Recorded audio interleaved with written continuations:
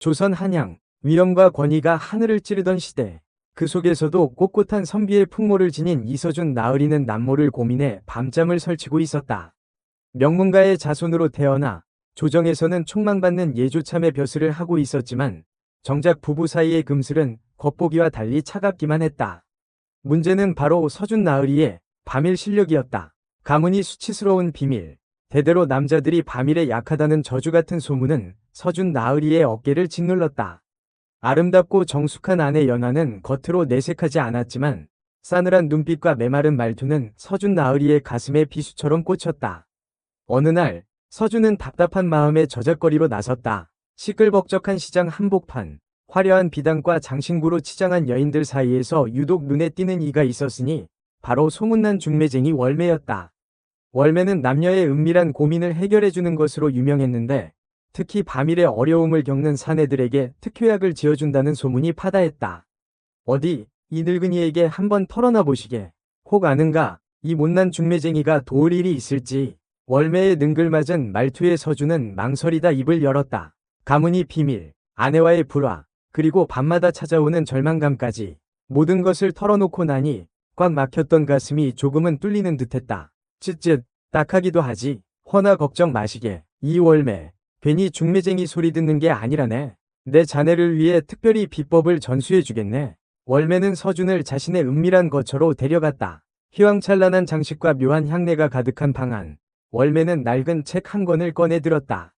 이것은 대대로 내려오는 양기보강 비술이라네. 몸과 마음을 다스리는 법, 여인을 기쁘게 하는 기술, 그리고 특별한 약재의 효능까지 모두 담겨있지. 서준은 눈을 빛내며 책을 받아들었다. 하지만 곧 실망하고 말았다. 책에는 온통 알 수 없는 그림과 글자, 그리고 이해하기 어려운 내용들뿐이었다. 나으리, 너무 어렵게 생각 마시게. 이 비술은 단순한 글이 아니라 몸과 마음으로 익혀야 하는 것이라네. 월매는 서준에게 특별한 약초를 다려 마시게 하고 몸의 혀를 풀어주는 안마를 가르쳤다. 또한 여인의 마음을 사로잡는 말솜씨와 몸짓, 그리고 잠자리에서의 섬세한 기술까지 전수했다.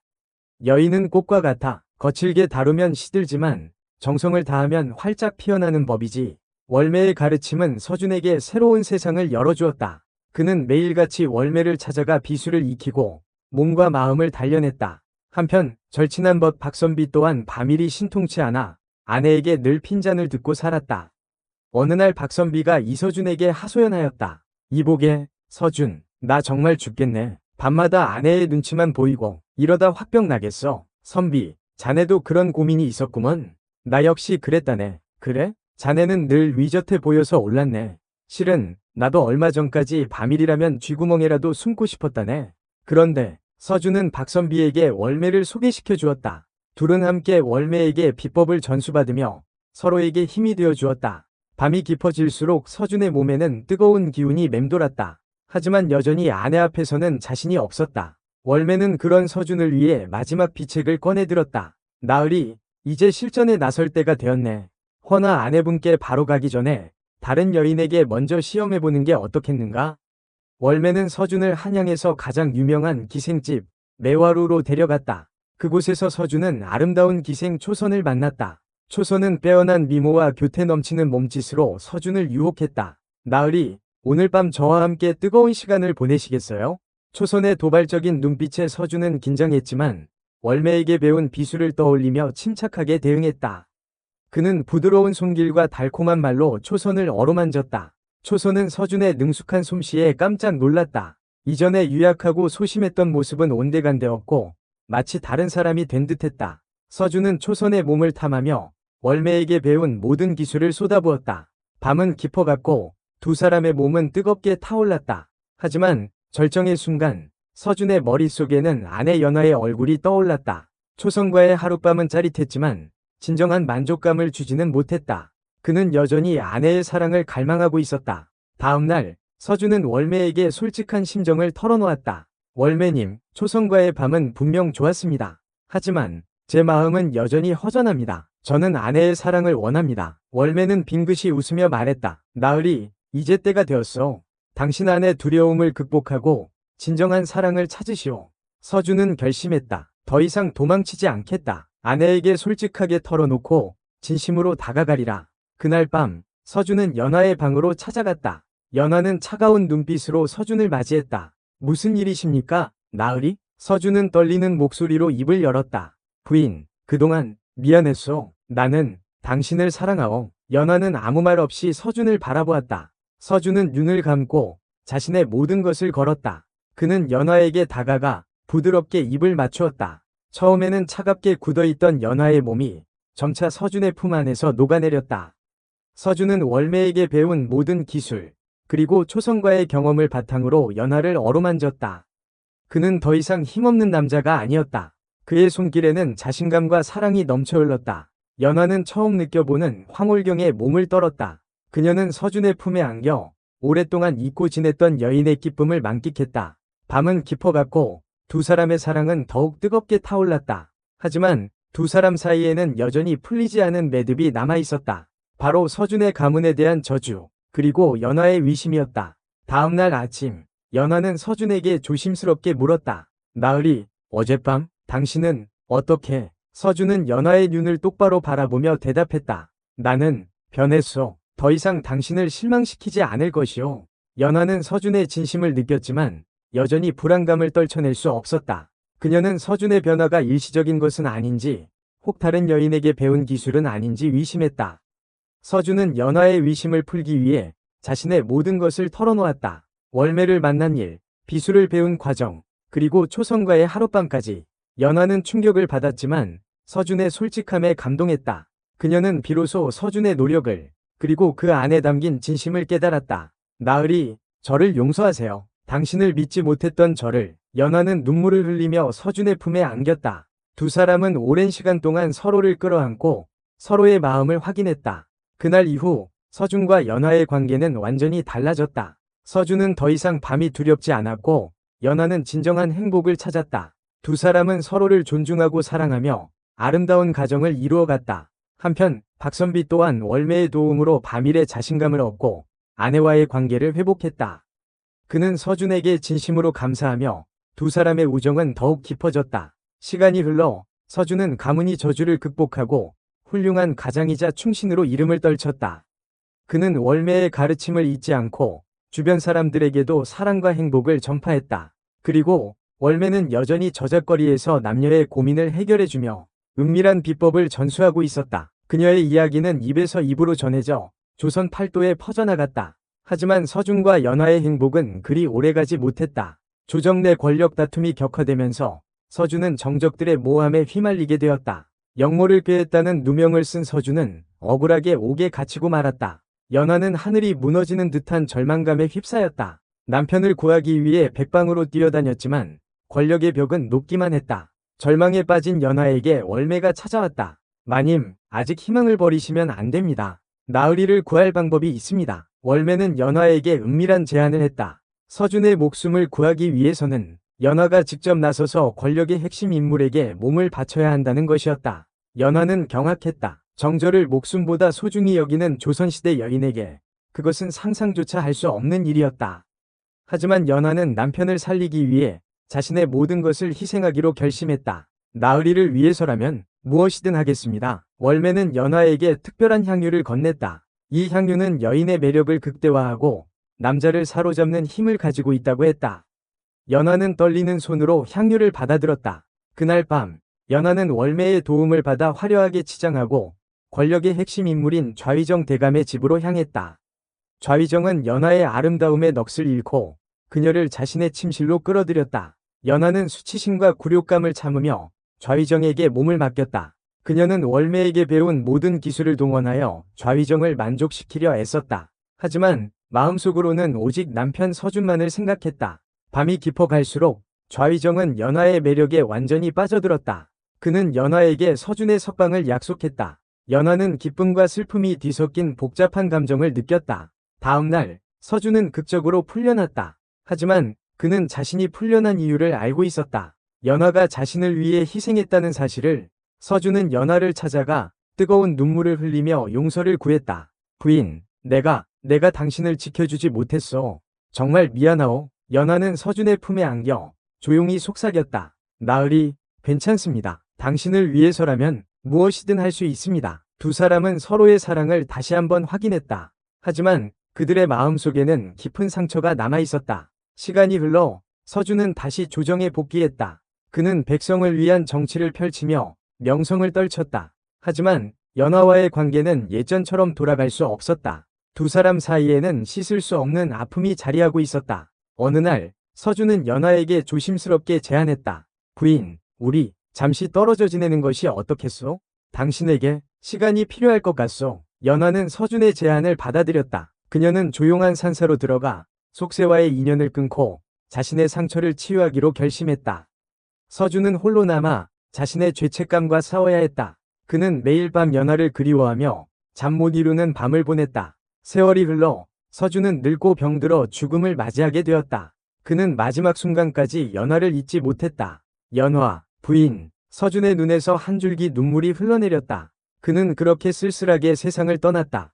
연화는 서준의 죽음 소식을 듣고 산사에서 내려왔다. 그녀는 서준의 무덤 앞에서 하염없이 눈물을 흘렸다. 나으리, 당신을 용서합니다. 그리고 사랑합니다. 연화는 서준의 무덤 곁에 작은 움막을 짓고 평생을 그를 위해 기도하며 살았다.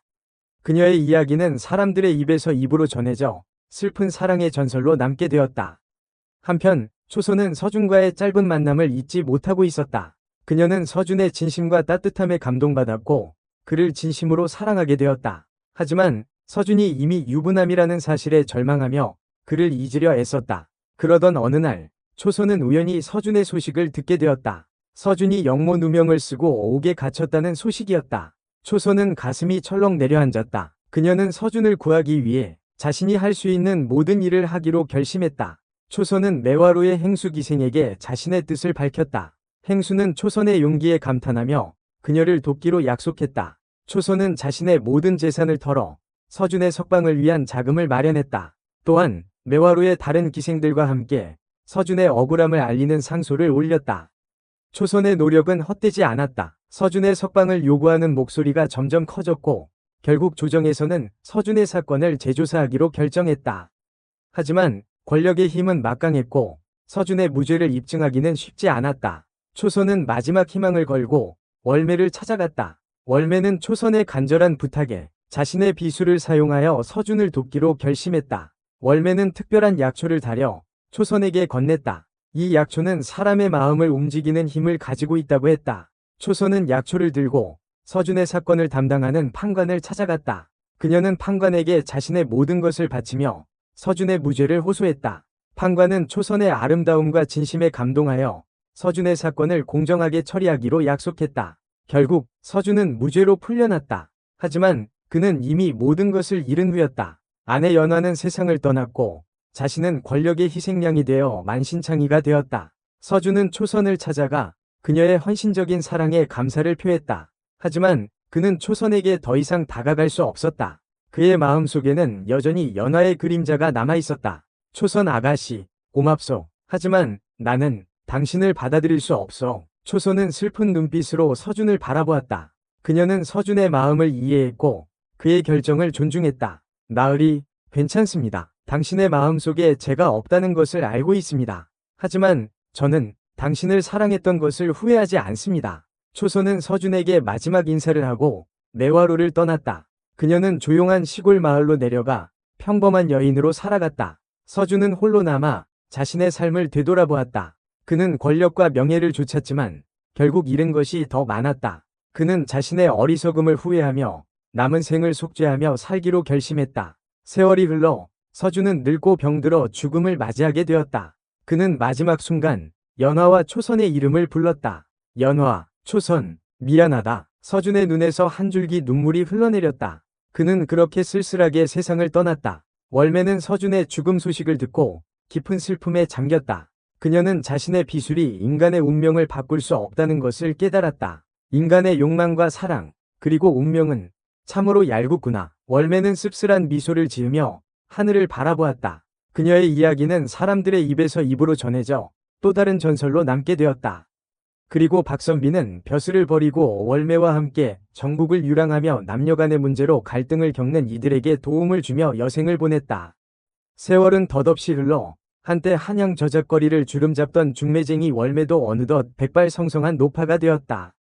권력의 풍파 속에서도 꿋꿋이 살아남은 그녀였지만 인간사의 희로애락을 모두 겪은 탓인지 얼굴에는 깊은 주름이 새겨져 있었다. 어느 날 월매는 자신의 오두막에 젊은 남녀 한 쌍이 찾아온 것을 보았다. 남자는 근심 어린 표정이었고 여자는 수줍은 듯 고개를 숙이고 있었다. 할머니, 저희는 혼인을 앞둔 사이입니다. 그런데 남자는 말을 잇지 못하고 한숨을 쉬었다. 여자는 붉어진 얼굴로 옷고름만 만지작거렸다. 월매는 짐작했다. 이 젊은 남녀도 여느 부부들처럼 남모를 고민을 안고 있구나.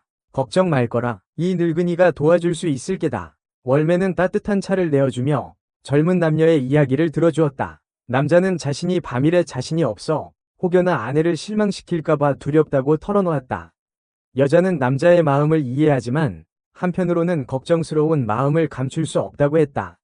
월매는 젊은 남녀의 손을 잡고 나지막한 목소리로 말했다. 사랑은 몸으로만 하는 것이 아니란다. 서로를 아끼고 배려하는 마음, 그것이 가장 중요한 것이지. 월매는 자신의 지난 날을 회상했다. 이서준 나으리와 연화 부인, 그리고 초성과의 만남, 그들의 사랑과 욕망, 그리고 비극적인 운명을 떠올리며 월매는 씁쓸한 미소를 지었다. 젊은이들, 내 이야기를 들어보겠는가?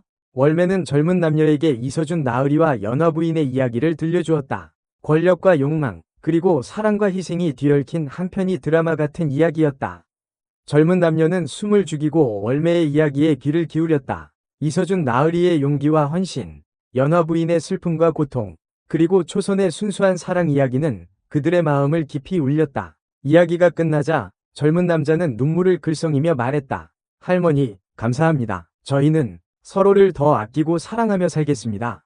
여자는 남자의 손을 꼭 잡고 고개를 끄덕였다. 두 사람의 눈에는 사랑과 믿음이 가득 차 있었다. 월매는 젊은 남녀를 배웅하며 조용히 중얼거렸다. 부디 행복하거라. 너희는. 월매는 다시 오두막으로 돌아와 낡은 책 한 권을 꺼내들었다. 이서준 나으리에게 전수했던 양기보강 비술이 담긴 책이었다. 월매는 책장을 넘기며 희미한 미소를 지었다. 이 비술이 꼭 필요한 사람에게 전해지기를. 월매는 책을 다시 덮고 깊은 잠에 빠져들었다. 그녀의 꿈속에는 이서준 나으리와 연화 부인, 그리고 초선의 모습이 아른거렸다. 시간은 멈추지 않고 흘러갔다. 월매의 이야기는 사람들의 입에서 입으로 전해져 또 다른 전설이 되었다. 그리고 조선 팔도에는 여전히 사랑과 욕망, 그리고 운명에 대한 이야기가 끊이지 않았다.